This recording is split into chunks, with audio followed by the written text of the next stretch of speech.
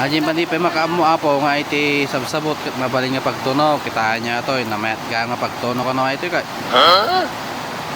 Mayat nga pagtunon ti ko ani kakabsat nay. Tinyog. Iba o tinyog lang mayata nga pagtunuan. Matuno natin no gimasan. Sabay tagaya po na yun. Nagganas ko mga kabsa. Ano iti agtagay? Ano dati kadwa ko mama?